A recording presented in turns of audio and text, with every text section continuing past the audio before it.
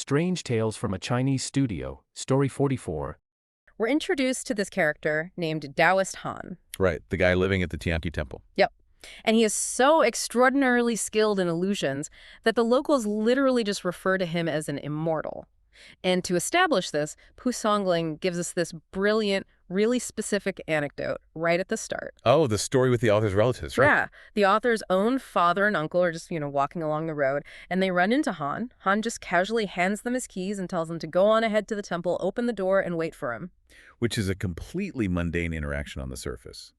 Handing over keys is just an everyday human exchange. Right, until they actually arrive at the temple. They take his keys, they walk the whole distance, they physically unlock the heavy door themselves. And when they swing it open, Taoist Han is already sitting peacefully inside. Yes. It is a literal glitch in the Matrix. The author is signaling to the reader immediately that we are dealing with an entity who simply does not operate by the normal laws of physics. Or spatial reality. Yeah. What really stands out in that introduction is how casually that immense power is deployed. I mean, Han isn't out there parting oceans or summoning storms to prove his divinity. He's just using spatial manipulation to beat his friends home. Exactly. It tells you that Han operates on a completely different plane of existence. The mundane physical world is almost a playground to him. Which makes the central conflict of this story so jarring because it revolves around something incredibly gritty and honestly just sad. Pu Songling introduces a relative of his who is a degenerate gambler. Yeah, and things escalate so quickly. Oh, instantly. So a wandering monk sets up shop at Dafo Temple, hosting these really high-stakes games of an ancient dice game called Chupu. Right.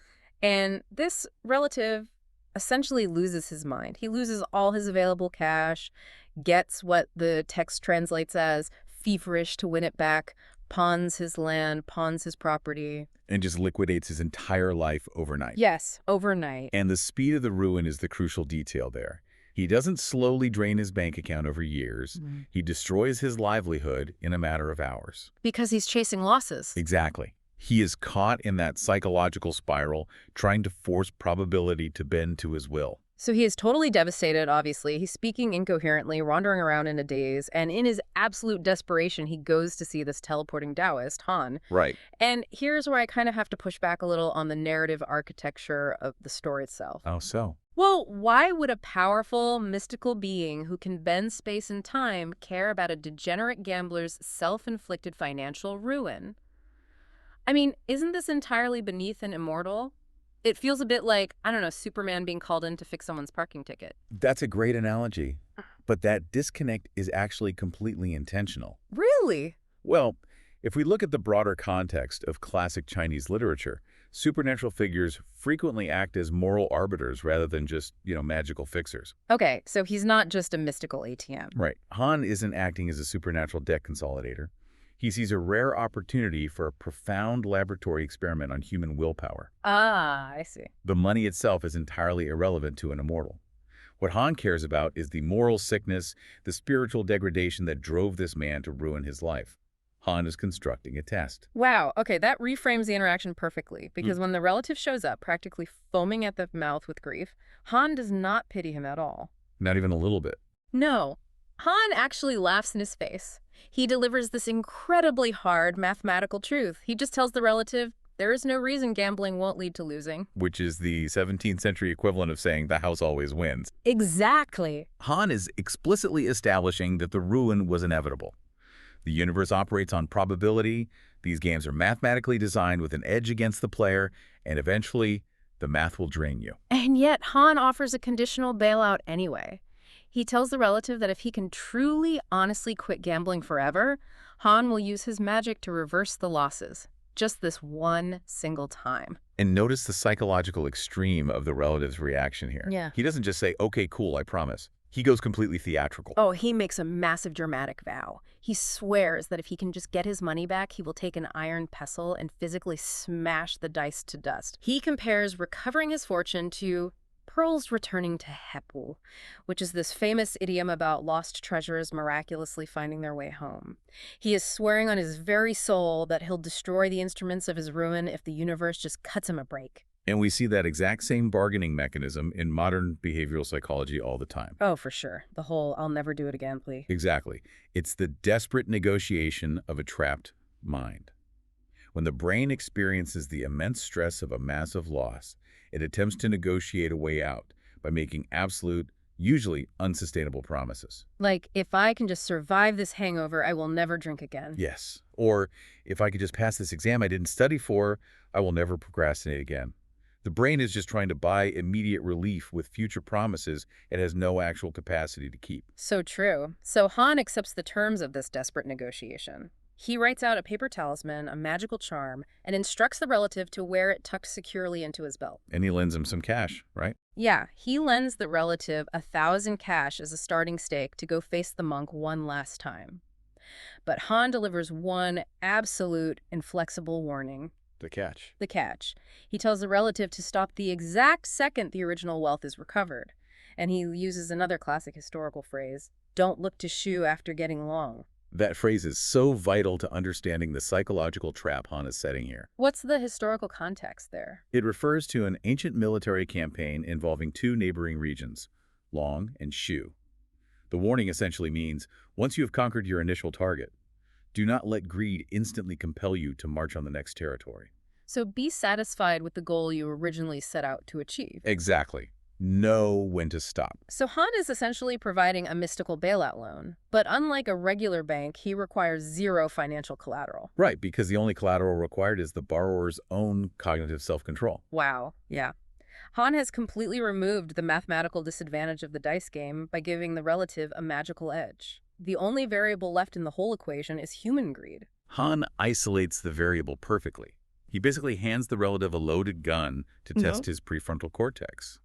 The magic ensures the world won't defeat him. The test is whether he will defeat himself. That is so intense. So armed with this magical edge, the relative takes the 1,000 cash and sprints back to the monk at the temple. I bet the monk was thrilled to see him. Well, the monk, who literally just bankrupted this man the night before, looks at the measly 1,000 cash and scoffs. It's pocket change compared to the previous night's stakes. Right. But the relative begs for just one single throw, and the monk, dripping with the arrogance of the house, laughs and agrees. Because the monk assumes he is just going to sweep up this last little bit of cash and send the broken man on his way. Yeah. It's the ultimate hubris of the operator. Oh, definitely. But the mechanics of the game escalate rapidly. The monk rolls the dice and gets nothing. The relative rolls and immediately wins. Okay, so the talisman is working. Working perfectly.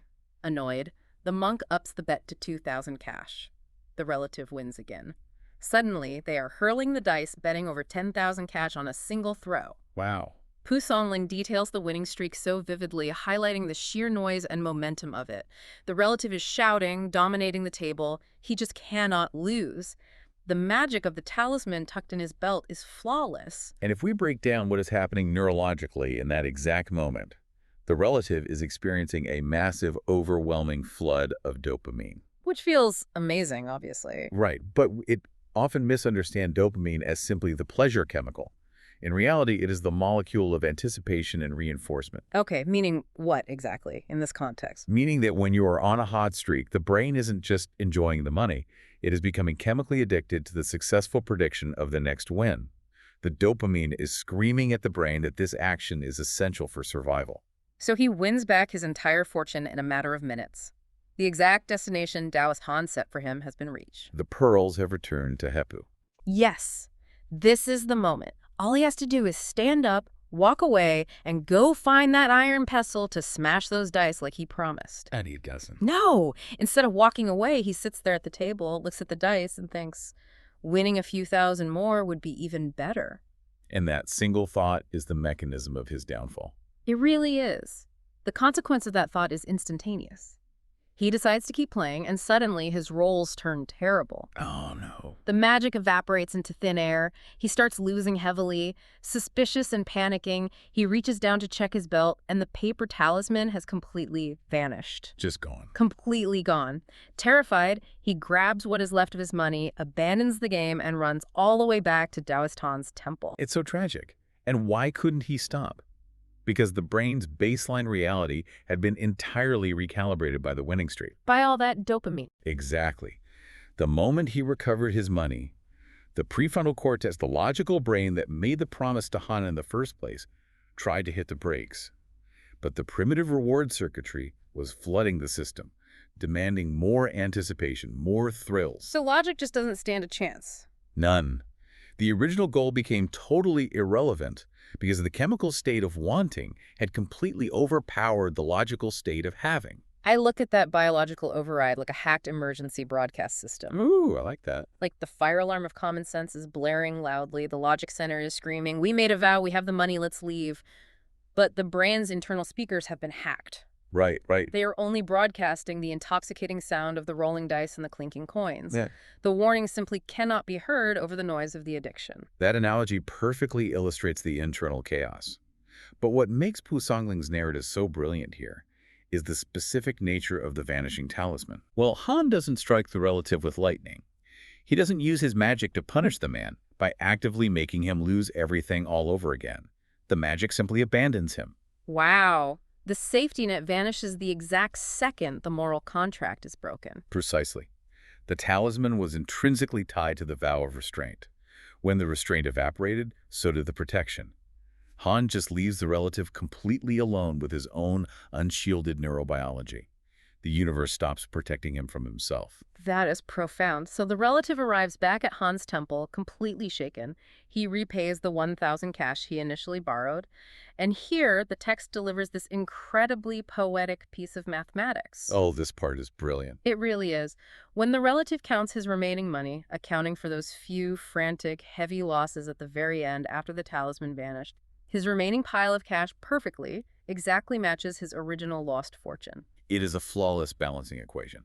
Han's magic course-corrected to the exact penny. Yeah.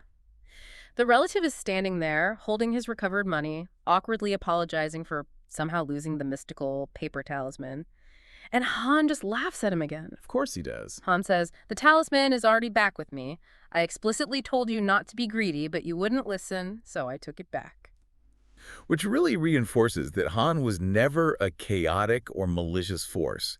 He was a precise instrument of cosmic balance.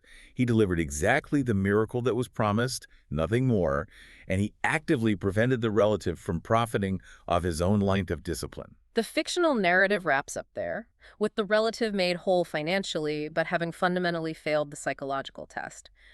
But because the source material does something highly unusual next. Yeah, the tone shifts completely. It does. The author, Pu Songling, writing under his pen name Yi Shi, which translates to the historian of the strange, drops the fiction entirely. He steps out from behind the curtain of teleporting Taoists and disappearing talismans, and he delivers a scathing, visceral, non-fiction essay on the brutal realities of gambling.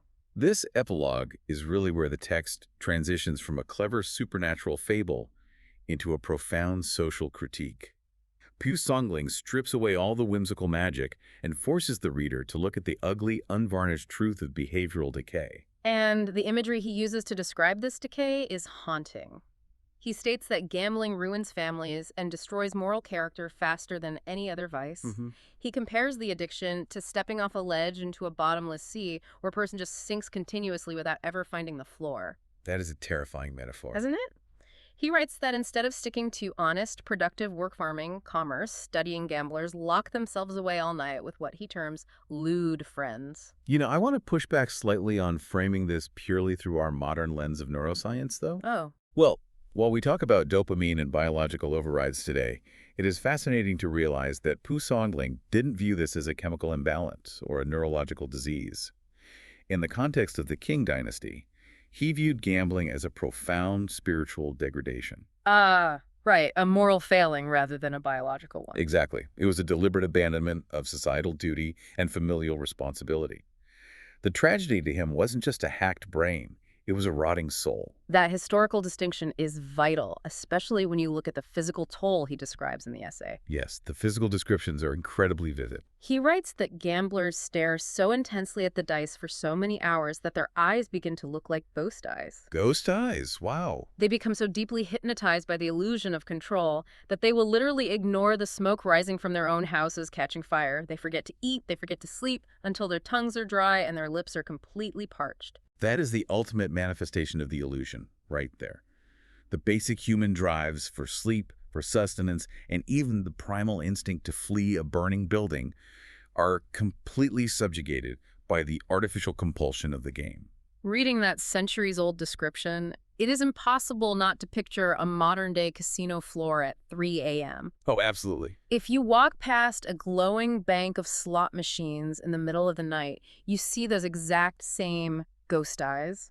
You see people who are physically deteriorating, ignoring their bodily needs, entirely disconnected from reality, just endlessly hitting a button. Yeah, time just stops existing for them. Pesungling writes that these people will pawn their ancestral land and sell their own children just to fish for the moon in the river. Fishing for the moon in the river is perhaps the most devastating metaphor in the entire text. It's beautiful but so sad. It perfectly captures the futility of chasing an illusion. You see the bright reflection of the moon on the surface of the water. Your brain tells you it is real. You think you can reach out and grab it. But you can't. Right. Every single time you plunge your hands in, you come up with nothing but empty fingers and wet sleeves. Yeah. You are relentlessly pursuing a trick of the light. It is wild to consider that Pesungling wrote this behavioral observation hundreds of years before the invention of the MRI or any modern understanding of neuroplasticity. He was just incredibly observant. And the author categorizes the ultimate humiliating fate of the gambler, too. It isn't just the loss of property, it's the total annihilation of human dignity. Yeah, the social fall. He notes that the gambler eventually devolves into a thief, sneaking around as a violent guest in the night. Or they are reduced to surviving entirely on a woman's dowry, scraping by on the charity and pity of their wives. And he coins a specific, completely humiliating term for this ruined state, the pantyless gentleman. Right, because they are mocked by the public, financially stripped of absolutely everything down to their literal undergarments, yet still trying to maintain the arrogant facade of a gentleman. The pantyless gentleman is the pathetic, final destination of an ego that genuinely believes it could outsmart probability. The text fundamentally proves that the psychological hooks of intermittent variable rewards have not changed in hundreds of years. The hardware is exactly the same. Yes. The technology delivering those rewards has evolved dramatically, sure. We transitioned from carved wooden dice and ancient chupa boards to neon slot machines and frictionless mobile sports betting apps. But the vulnerability of the human mind remains an absolute constant. Exactly. The thrill of the near miss, the blinding illusion of control, the desperate rationalization of the chase, these are timeless flaws baked into our hardware.